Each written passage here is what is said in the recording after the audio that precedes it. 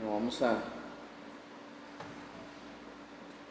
orar para iniciar con el mensaje de hoy. Recordar nada más, estamos en el libro de Hechos, en el capítulo 21. Pablo está ya viviendo la prueba, las prisiones que el Espíritu Santo le había anticipado, que le esperaban en su llegada a Jerusalén. Así que vamos a ver y a continuar viendo qué acontece mientras él está pasando por ese tiempo de prueba, ha sido golpeado en el templo, el pueblo está buscando su muerte, pero vamos a ver cómo el Señor lo acompaña en medio de todo esto. Padre, te damos gracias en esta mañana por tu amor, tu fidelidad, tu bondad. Señor, ponemos en tus manos el mensaje de hoy. Que sea tu Espíritu Santo obrando, Señor, y trabajando en nuestras vidas a través de tu palabra. Guíanos, por favor, a ser discipulados por ti, a ser, Señor, animados y exhortados por ti, Señor, ser restaurados y levantados por ti, por tu gracia, por tu amor, por tu bondad, Padre. Te damos toda la gloria y la honra a ti. En el nombre de Cristo Jesús oramos. Amén y amén. Entonces, Pablo, recordamos la semana anterior, ya ha llegado a Jerusalén. Se le ha anticipado que le esperaban pruebas, prisiones, y básicamente, estando él en el templo, algunos judíos lo toman y alborotan al pueblo porque querían acusarlo de que Pablo estaba enseñando en contra de la cultura y las tradiciones judías en tierra de los gentiles. Recordamos estos judíos que lo están acusando y que han regado el rumor acerca de esto sobre Pablo, son judíos residentes en la provincia de Asia, lo que hoy es Turquía. Entonces, han tomado a Pablo, lo han golpeado, están buscando su muerte, pero el Imperio Romano interviene porque ellos no es que estén a favor de Pablo, sino que están a favor del orden público. Así que ellos van a guardar a Pablo, van a salvarlo de la multitud, de que lo estén linchando, básicamente. Y entonces vamos a ver cómo Pablo amablemente, ahora ante el tribuno, el comandante del Imperio Romano en Jerusalén, va a pedirle la palabra para poder hablar al pueblo. Así que vamos a continuar en el versículo 37, porque mientras la multitud atrás está gritando que muera, Pablo va a pedirle la palabra al comandante romano.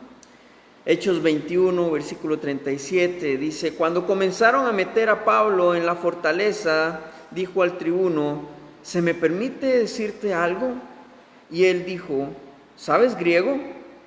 ¿Tú no eres aquel egipcio que levantó una sedición antes de estos días y sacó al desierto los 4,000 hombres sicarios? Los 4,000 sicarios. Entonces Pablo dijo: yo de cierto soy hombre judío de Tarso, ciudadano de una ciudad no insignificante de Cilicia, pero te ruego que me permitas hablar al pueblo.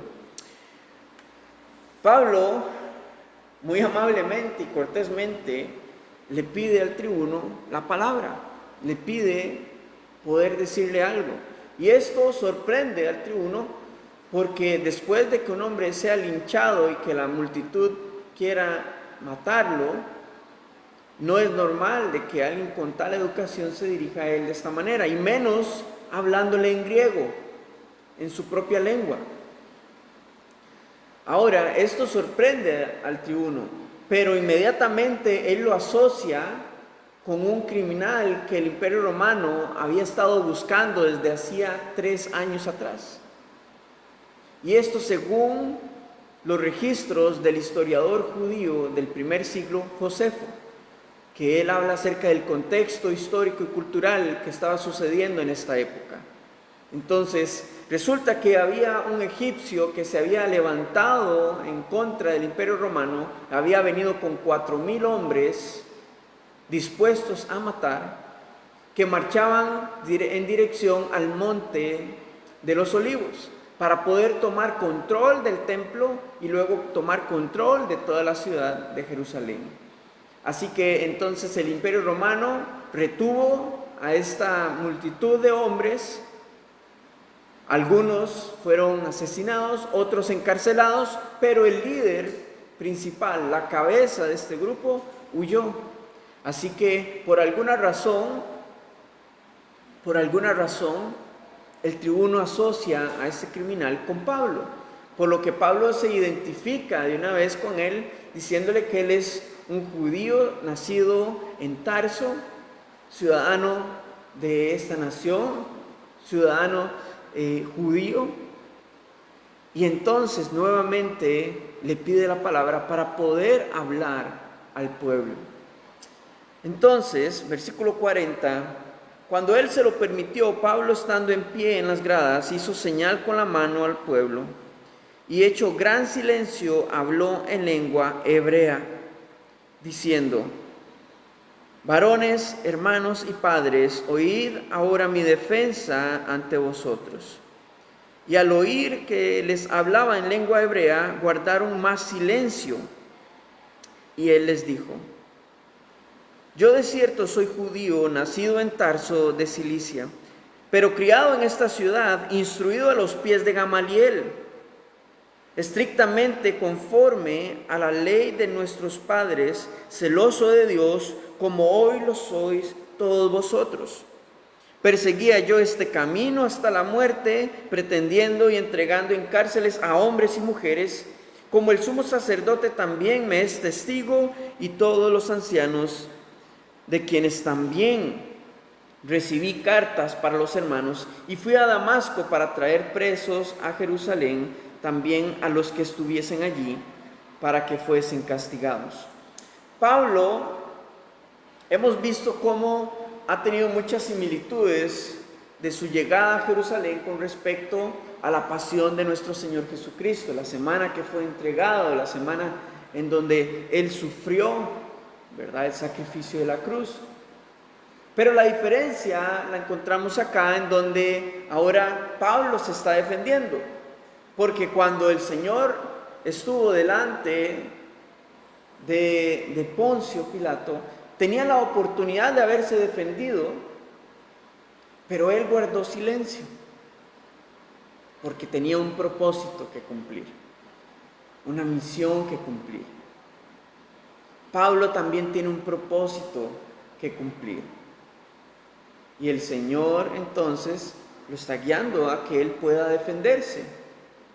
Ahora, no es que él viene con una defensa teológica delante del pueblo, y esto es importante también porque él reconoce que no tiene mucho tiempo.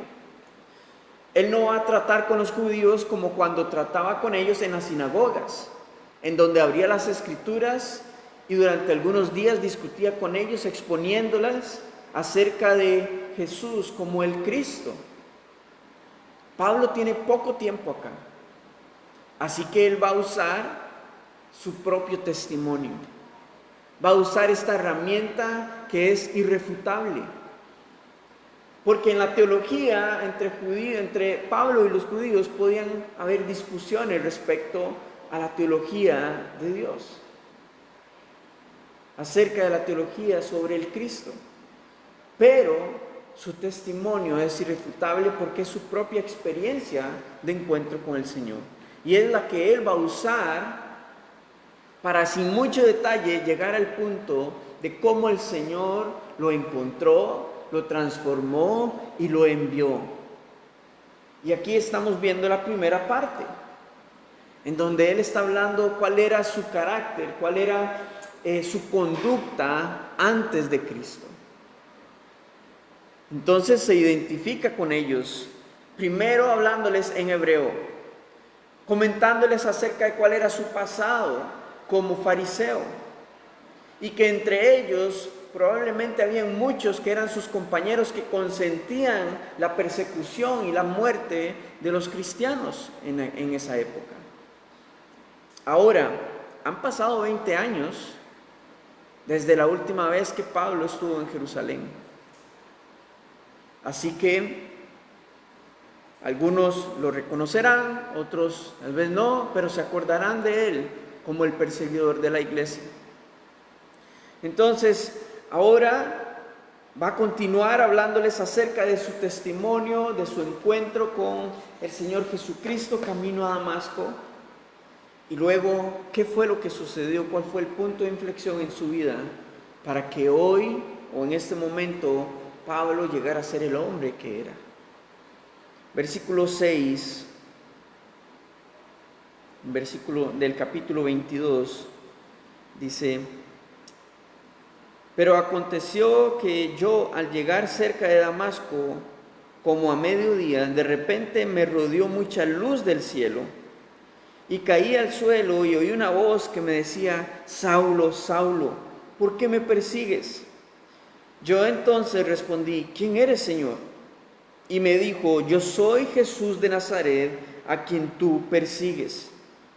Los que estaban conmigo vieron a la verdad la luz y se espantaron, pero no entendieron la voz del que hablaba conmigo. Y dije: ¿qué haré, Señor? Y el Señor me dijo: levántate y ve a Damasco, y allí se te dirá todo lo que está ordenado que hagas. Y como yo no veía a causa de la gloria de la luz, llevado de la mano por los que estaban conmigo, llegué a Damasco.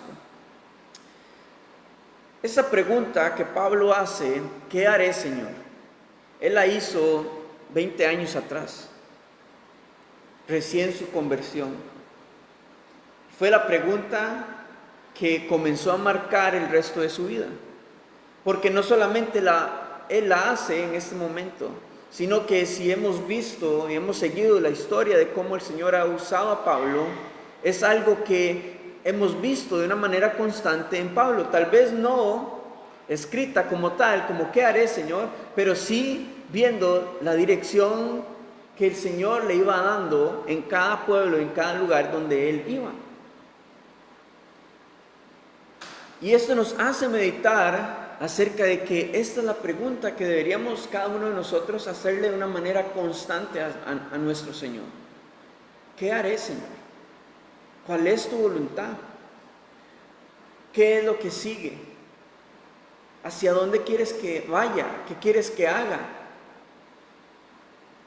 Ahora, el Señor no le da un panorama completo a Pablo de lo que continúa para él dentro de los 5 años o 20 años próximos. Solamente le da una dirección y le dice: vaya a Damasco y allí se te va a ordenar lo que has de hacer.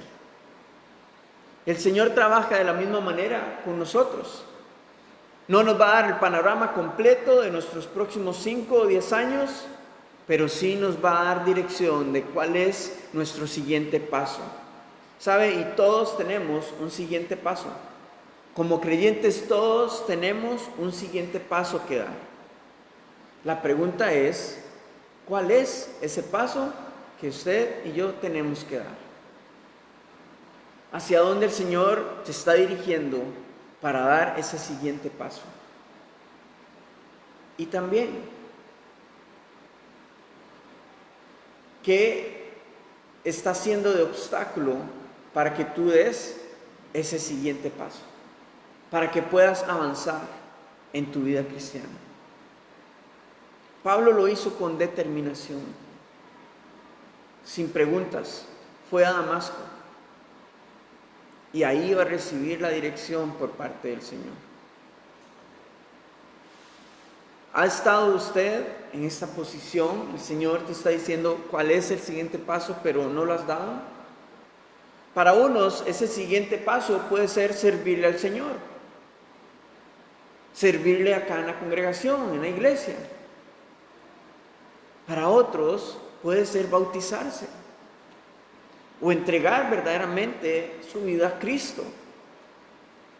Para otros puede ser que este siguiente paso en su vida sea entregar completamente el control de su corazón y de su vida al Señor. Pero muchos, por temores que no están dando ese siguiente paso en su vida, por temor a lo que tengan que rendir, temor a lo que tengan que entregar en su vida, pero tenga por seguro que el Señor le está llamando a dar un siguiente paso, a seguir avanzando en su crecimiento espiritual.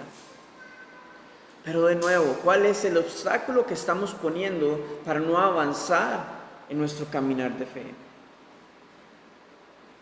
Puede ser que ese siguiente paso sea tomar un discipulado de los que tenemos acá en la iglesia, ser instruido en la palabra, que el Señor te ve preparando para lo que sigue a futuro en tu vida. Pero la cosa es atender a ese llamado, responder en obediencia, porque hay muchos que no quieren responder sencillamente porque no quieren ser incomodados, no quieren pasar por la prueba ni por la tribulación, y porque sencillamente el futuro es una incertidumbre y no quieren pasar por donde muchas veces vamos a sentir dolor y angustia. Así que sabemos de que Pablo fue anticipado por el Espíritu Santo, de que le esperaban tribulaciones, prisiones, pero él no halló preciosa su vida para sí mismo, porque sabía que su vida estaba completamente controlada por el Señor. Y si usted y yo tenemos esta convicción, hermanos, todo va a estar bien. Estamos en buenas manos. Continuamos, versículo 12, capítulo 22. Entonces, uno llamado Ananías, varón piadoso según la ley, que tenía buen testimonio de todos los judíos que allí moraban, vino a mí y acercándose me dijo: hermano Saulo, recibe la vista. Y yo en aquella misma hora recobré la vista y lo miré. Y él dijo: el Dios de nuestros padres te ha escogido para que conozcas su voluntad y veas al justo y oigas la voz de su boca. Esto es el Señor Jesucristo. Porque serás testigo suyo a todos los hombres de lo que has visto y oído. Ahora pues, ¿por qué te detienes? Levántate y bautízate y lava tus pecados invocando su nombre. Esto es una lección que el Señor nos da también a través del testimonio de Pablo. Él nos alcanza para poder alcanzar a otros a través de nuestras vidas. El Señor no nos alcanza nada más para que usted y yo tengamos salvación. Sí, eso es suficiente para una eternidad con el Señor, pero el Señor nos quiere usar. Él quiere usarnos por su gracia y misericordia. Y este es el siguiente paso al cual Pablo también, al cual nos referimos cuando Pablo le pregunta al Señor: ¿qué haré? ¿Qué es lo que debo hacer? Y de nuevo, el Señor no nos va a dar el panorama completo, pero sí nos va a dar una dirección, y es avanzar con determinación, hacia el siguiente paso en nuestra vida espiritual. Eso va a requerir de decisiones, va a requerir de muchas veces renunciar a cosas en nuestra vida, pero mejor es caminar en obediencia y pasar por la prueba y la tribulación por nuestra obediencia al Señor que por nuestra desobediencia, que por nuestra rebeldía, que por nuestra resistencia a lo que el Señor quiere hacer en nuestras vidas y a través de nosotros. Pablo sabía que estaba siendo alcanzado, que el Señor quería usarlo. No sabía aún cómo, pero él estaba determinado en que él estaba dispuesto a ir hasta donde tuviera que ir por el nombre del Señor Jesucristo.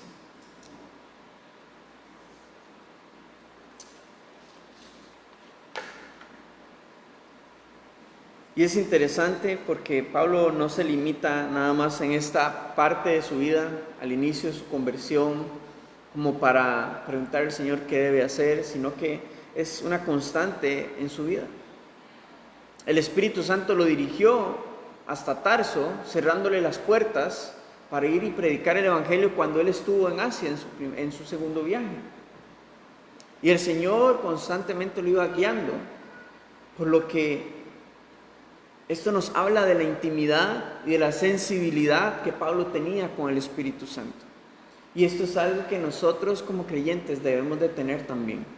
No es nada más pensar y asumir de que hay un siguiente paso que dar en nuestra vida y pensar en nuestro entendimiento cuál es, sino que hay que tener sensibilidad, y esto requiere de intimidad con el Señor y el Espíritu Santo para poder conocer la voluntad de Dios, para poder escuchar sus palabras de su boca y no asumir en nuestra vida, sino conocer su voluntad.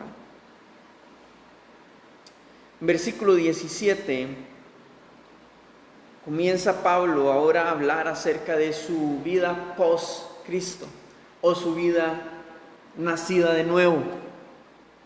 Hemos visto su pasado, ahora en esta sección anterior vimos cómo fue su encuentro con el Señor, sus primeras horas como creyente, como nuevo creyente, y ahora a partir del versículo 17 comenzamos a ver su vida ya como cristiano en su caminar de fe. Y aconteció, vuelto a Jerusalén, que orando en el templo me sobrevino un éxtasis, y le vi que me decía, nuevamente ve al Señor, que le decía, date prisa y sal prontamente de Jerusalén, porque no recibirán tu testimonio acerca de mí. Yo dije, Señor, ellos saben que yo encarcelaba y azotaba en todas las sinagogas a los que creían en ti. Y cuando se derramaba la sangre de Esteban, tu testigo, yo mismo también estaba presente y consentía en su muerte y guardaba las ropas de los que le mataban. Pero me dijo, ve, porque yo te enviaré lejos a los gentiles. Pablo, recordemos que él llega a Damasco, y esto está en el capítulo 9 de su conversión, en el libro de Hechos. Llega a Damasco, luego es dirigido por el Señor al desierto de Arabia durante 3 años, donde probablemente muchos comentaristas dicen que ahí fue instruido personalmente por el Señor. Luego él regresa a Damasco, sufre persecución, tiene que salir de ahí, regresa a Jerusalén, y cuando intenta acercarse a los discípulos de la iglesia en Jerusalén, ellos están incrédulos de si su conversión es real, o si es una estrategia para mezclarse con ellos para luego asesinarlos. Y es cuando Bernabé intercede por él, y Pablo entonces se une a los discípulos, anda con ellos y comienza a proclamar el evangelio de salvación. Ahí él nuevamente es perseguido, y durante este tiempo es cuando él tiene este éxtasis o este encuentro nuevamente con el Señor, en donde le dice, sal de este lugar porque no te van a escuchar aquí en Jerusalén cuando les testifiques acerca de mí. Y probablemente seguido a eso es cuando viene la persecución por parte de los judíos de una de las sinagogas, y entonces él tiene que salir de regreso a Tarso,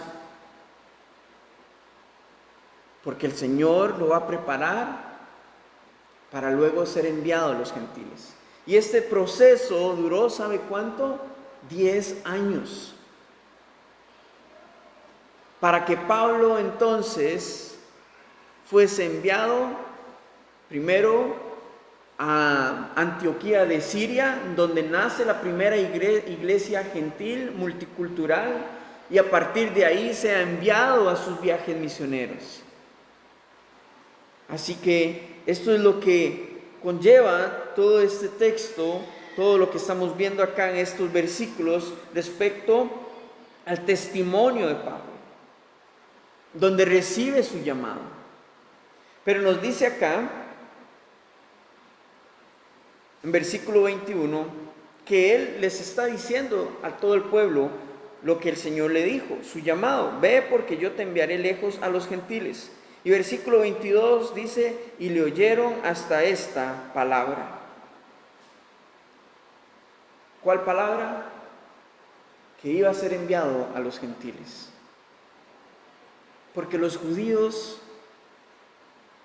no se llevan con los gentiles.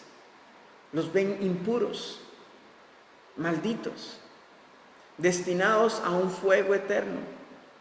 Ellos no tienen opción de salvación, no tienen oportunidad de salvación, sino es que se conviertan al judaísmo. Y al Pablo decirles que el Señor Jesucristo lo está enviando a hablarle de salvación a los gentiles, ellos lo están tomando como que Pablo los está poniendo a la misma altura y en las mismas condiciones que los gentiles. Así que hasta ahí el pueblo deja de escucharlo, cierra nuevamente sus corazones. Sigue diciendo el versículo 22. Entonces alzaron la voz diciendo: quita de la tierra a tal hombre, porque no conviene que viva. Versículo 23. Y como ellos gritaban y arrojaban sus ropas y lanzaban polvo al aire, mandó el tribuno que le metiesen en la fortaleza y ordenó que fuese examinado con azotes, para saber por qué causa clamaban así contra él. Pero cuando le ataron con correas, Pablo dijo al centurión que estaba presente: ¿os es lícito azotar a un ciudadano romano sin haber sido condenado?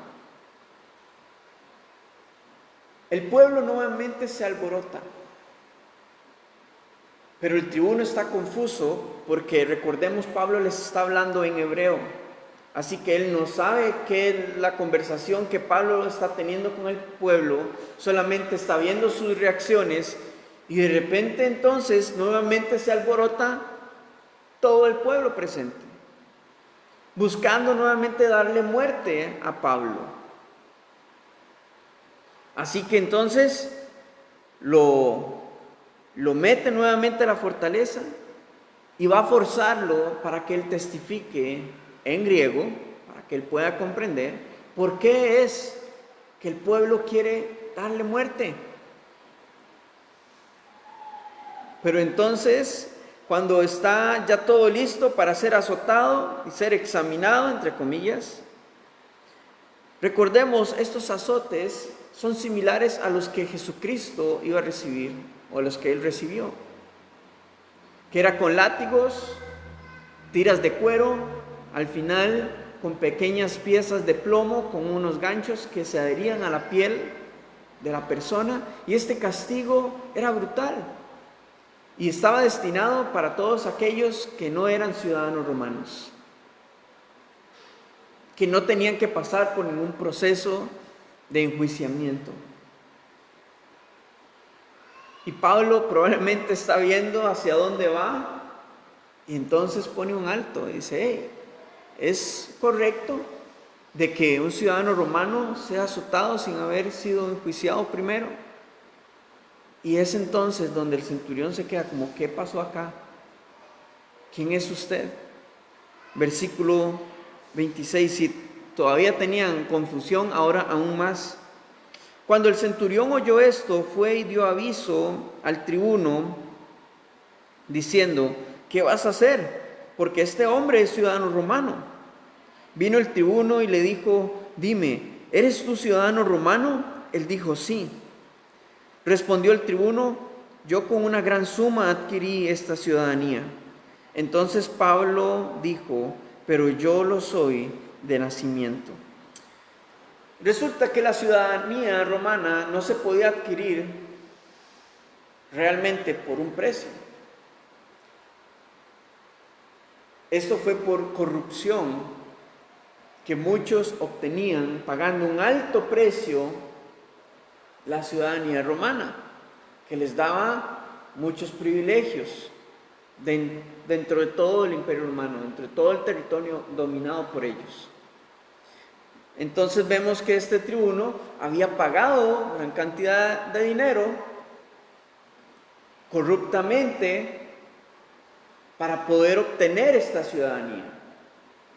Pero Pablo le dice, yo soy romano, ciudadano romano de nacimiento. Ahora no sabemos si su abuelo fue el causante de esto o el padre tuvieron que haberle hecho algún tipo de favor al imperio y en recompensa de esto obtuvo la ciudadanía romana. Pero lo cierto es que Pablo ya venía con esta herencia cuando él nació. Madre judía y padre ciudadano romano. Y de esta manera creció y fue instruido. Así que él conocía las leyes del imperio y las está usando sabiamente, inteligentemente a su favor. Versículo 29, entonces dice, así que luego se apartaron de él los que le iban a dar tormento, y aún el tribuno, al saber que era ciudadano romano, también tuvo temor por haberle atado.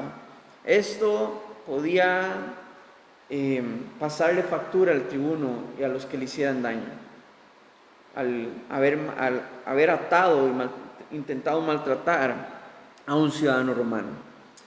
Pero él no se va a quedar con la duda de qué y por qué es que Pablo está siendo buscado por la multitud judía para darle muerte. En versículo 30 entonces dice, al día siguiente, queriendo saber de cierto la causa por la cual le acusaban los judíos, le soltó de las cadenas y mandó venir a los principales sacerdotes y a todo el concilio, y sacando a Pablo le presentó ante ellos.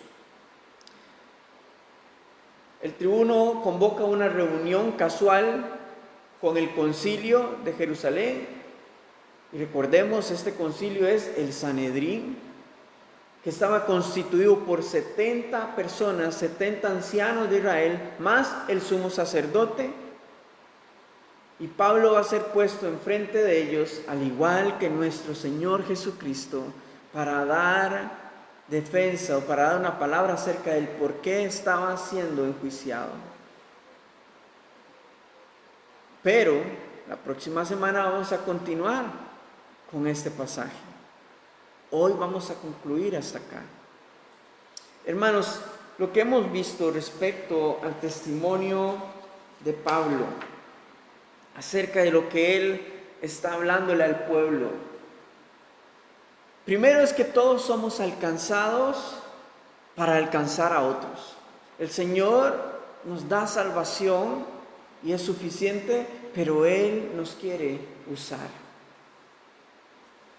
Él nos quiere usar de diferentes maneras y Él va a cumplir un propósito a través de nuestras vidas, siempre y cuando nosotros permitamos ser usados por Él. Y no importa la prueba, la tribulación o los obstáculos que quieran venir, pero la voluntad del Señor se cumplirá. Su voluntad soberana se llevará a cabo. Y el propósito que Él quiere cumplir a través de nuestras vidas, Él lo va a hacer. Él lo quiere hacer. Pero debemos de ser indiferentes ante esto y abrir nuestra vida y nuestro corazón sin temor alguno. Él va a usar nuestras capacidades o habilidades o lo que tenga que usar para cumplir el propósito en nuestras vidas y a través de nosotros. Porque no es en nuestras fuerzas, no es en nuestra capacidad, es en sus fuerzas, es por su Espíritu. Y de la mano con esto, Pablo nos enseñaba la principal herramienta que tenemos como creyentes para usar. Y es nuestro propio testimonio de cómo llegamos a ese encuentro con nuestro Señor Jesucristo. Es una herramienta irrefutable. Es como ver la Biblia aplicada en nuestra vida, de cómo opera el Espíritu Santo para hacernos nacer de nuevo, para transformar nuestras vidas. Y ahora, Pablo, dentro de lo que estamos viendo, nos da tres maneras o tres puntos en cómo poder compartir y cómo poder estructurar nuestro testimonio para poder compartirlo. Porque él sabía que tenía poco tiempo, así que va a ir conciso y directo a la manera en la que él se encontró con el Señor. En otras ocasiones él podría tener más tiempo, así que se iba a ampliar un poco más. Así que tenemos que conocer nuestra audiencia, tenemos que conocer los momentos y los tiempos y con quién estamos compartiendo nuestro testimonio. Pero estos tres puntos se basan en que, primero, Pablo habló de quién era él antes de Cristo. Así que podemos hablar en cómo era nuestra vida antes de Cristo. Ahora, sin mucho detalle, para no desviar la atención y que la gloria se vaya hacia cómo era nuestra vida de pecado antes. Es que yo consumí drogas. Es que yo andaba con este tipo de personas antes. Y comienza entonces la persona a magnificar más su vida anterior que lo que Cristo hizo en él. Así que cuando vamos a compartir de nuestra vida, de nuestro testimonio, podemos aprender sin mucho detalle. Era un pecador, mi vida sin Cristo estaba vacía, pero el Señor me rescató y lo hizo de esta manera. Sin mucho detalle, sin dar gloria a nuestra vida anterior, sino que enfocarnos en el segundo punto, que es nuestra experiencia de conversión al llegar a Cristo. Pablo habló de su camino, de su persecución a los cristianos, pero que camino a Damasco se encontró con el Señor. Ese es el punto que debemos de resaltar con más fuerza, porque ese es el punto de quiebre, el punto donde nuestra vida cambia completamente si verdaderamente le hemos dado nuestra vida al Señor. Y entonces, ¿cómo se dio nuestro encuentro personal con el Señor? Para de la mano con esto, luego hacer un balance entre lo que éramos, lo que el Señor ha hecho ahora y lo que sigue haciendo en nuestra vida. Que este es el tercer punto, evidencia de nuestra transformación en Cristo. Así que con estos tres puntos usted puede estructurar su testimonio y ahí usted puede ampliarlo o acortarlo según sea la necesidad. Y de nuevo, no necesariamente usted tiene que venir con un estudio teológico para demostrar que Cristo verdaderamente ha transformado su vida. Por sus frutos os conoceréis. La evidencia en nuestra vida del Espíritu Santo es obvia. Pero con esto, hermano, nuevamente tocamos un punto importante en este estudio de hoy, y es que todos tenemos un siguiente paso que dar en nuestra vida cristiana. Tenga preparado su testimonio porque todos tenemos que dar un siguiente paso en nuestra vida cristiana. ¿Cuál es el tuyo? ¿Entregar tu vida a Cristo? ¿Salir de los pretextos y el conformismo en tu vida cristiana? ¿Salir de la pasividad en la que muchas veces entramos en nuestra relación con el Señor? ¿Cuál es ese siguiente paso que debemos dar en nuestra vida cristiana? Salir de la comodidad y dedicar verdaderamente más tiempo al Señor. Servirle a Él. O en su vida personal, ¿cuál es el siguiente paso al que el Señor te está guiando? Pablo fue con determinación y dejó todo lo que tuvo que dejar con tal de continuar perseverante y determinado hacia la meta, puesto los ojos en el Señor, sabiendo que Él era su proveedor, su consuelo, su fortaleza, porque esta es su obra, no nuestra, no del hombre. Así que busca crecer en el Señor. Si Él te está guiando a crecer en tu vida espiritual, lo cual estoy seguro, haz algo para obedecer y para avanzar. Hay discipulados, hay estudios bíblicos, tenemos los domingos acá, pero no se limite a eso. En su intimidad con el Señor, búsquelo a Él. Busque ser sensible a la voz del Espíritu. Conozca quién es su Dios, quién es su Señor. Porque Él te va a guiar a toda verdad. No asuma. Él te va a guiar a toda verdad. Y si tienes temor, y esto es lo que pone un obstáculo en tu vida, temor de, ¿y si vuelvo a caer? ¿Y si lo vuelvo a hacer? O tenemos temor de nuestro futuro, la incertidumbre de cómo se verá y las pruebas que vendrán y que si será cómodo, doloroso o no.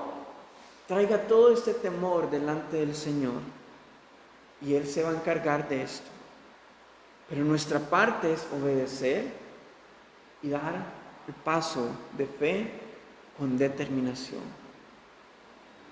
Busca crecer en el Señor, busca dar ese siguiente paso al que el Señor te está llevando, porque Él quiere usarte de diferentes maneras para alcanzar a otros, para glorificarse a través de tu vida.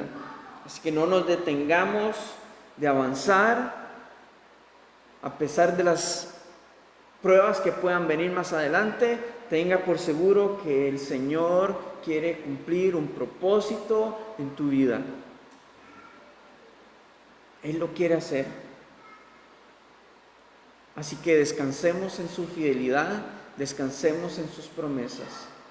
Y aunque venga la tempestad, sepa que usted no va a estar solo ni sola.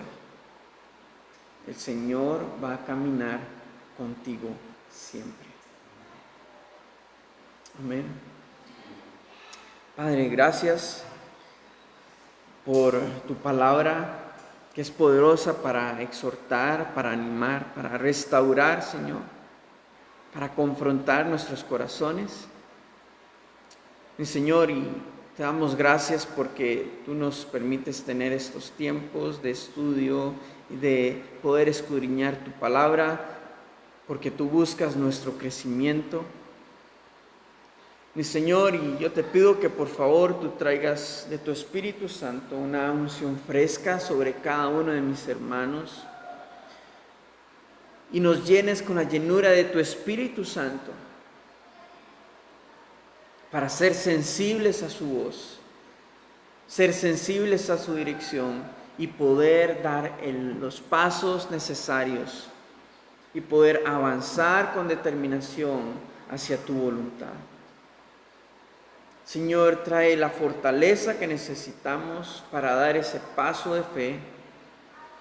Trae, Señor, la dirección que necesitamos, Señor, y echa fuera de nuestra vida y nuestra mente toda condenación que nos esté limitando a esto. En ti, Señor, hay un nuevo comienzo, tenemos nuevas oportunidades de misericordia y de gracia. Así que guíanos, por favor, Padre. Anímanos, aliéntanos y fortalece el corazón que está entristecido, el corazón quebrantado, Señor. Al que no tiene fuerzas, levántalo, Señor, y fortalécelo, por favor. Guíanos hacia tu voluntad. Guíanos con convicción, Padre Celestial. Abre tú los corazones y que sea tu obra hermosa y preciosa la que siga funcionando y operando en nuestras vidas, Señor. Te damos toda la gloria y la honra a ti. En el nombre de Cristo Jesús oramos. Amén y amén.